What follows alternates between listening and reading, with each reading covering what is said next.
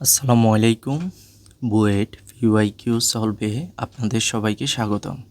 আজ আমরা গতিবিদ্যা অধ্যায়ের 5 নম্বর প্রশ্নটি সলভ করব। চলুন তাহলে শুরু করি।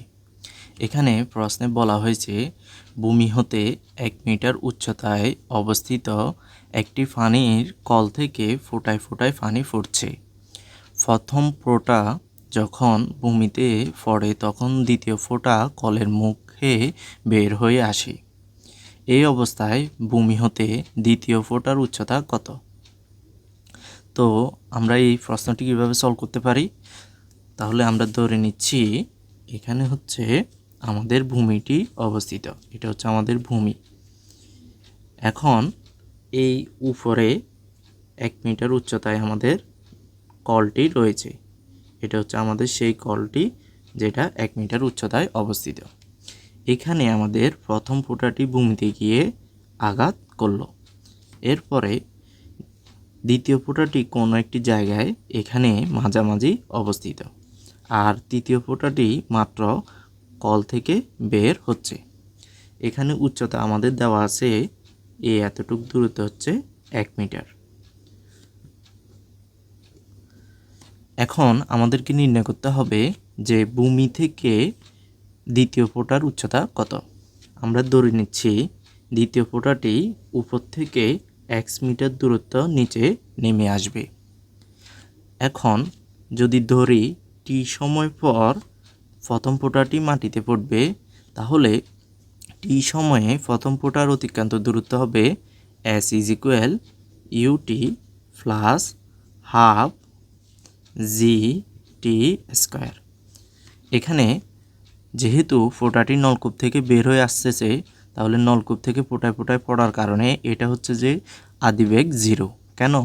নলকূপ থেকে ফোঁটায় ফোঁটায় যখন পানি পড়ে ওটা হচ্ছে নলকূপের মুখে চুইয়ে চুইয়ে পড়ে, যে কারণে দেখা যায় যে নলকূপের কোনো নিজস্ব ওই ফোঁটার বেগ থাকে না আদিতে।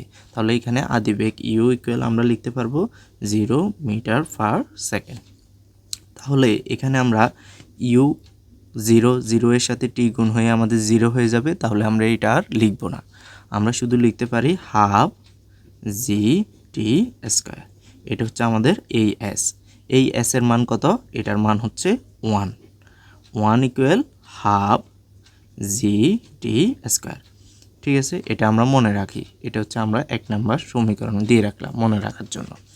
এরপরে আমরা যদি ধরে নিই যে এই ফোঁটাটি টি সময় পর ভূমিতে পড়লো এবং ওইটা মাত্র কি হচ্ছে, তৃতীয় ফোঁটাটি মাত্র বের হচ্ছে। তার মানে এই ফোঁটাটি T/2 সময় পর প্রথম ফোঁটার পর নলকূপ থেকে বের হয়েছে। কেননা এটা যেহেতু একটা নিয়ম হারে বের হচ্ছে একটার পর একটা, তাহলে এটা যদি টি সময় পর বের হয়, ওটা তখন যদি নলকূপের মধ্যে থাকে তাহলে ওইটা অবশ্যই T/2 সময় পর বের হয়েছে। তাহলে দ্বিতীয় ফোঁটার ক্ষেত্রে আমরা বলতে পারবো অতিক্রান্ত সময় হচ্ছে T/2। এটা কোন ক্ষেত্রে?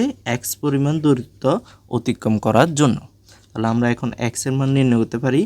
x এর মান হবে আমাদের UT প্লাস হাফ GT²।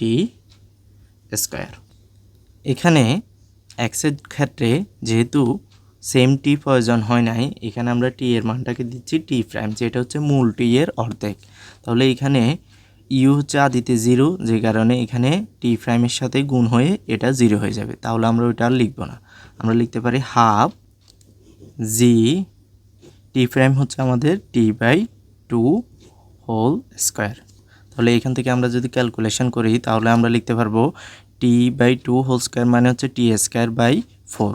তাহলে ওই 1/4কে আমরা সামনে নিয়ে আসলাম, আর এখানে থাকলো আমাদের হাফ GT²। তো এখন এই জিনিসটা কি পরিচিত মনে হচ্ছে? Half GT²। হ্যাঁ, এটা হচ্ছে আমাদের এই যে এই 1 নং সমীকরণের মান। তাহলে এটার মান কত ছিল? 1 ছিল।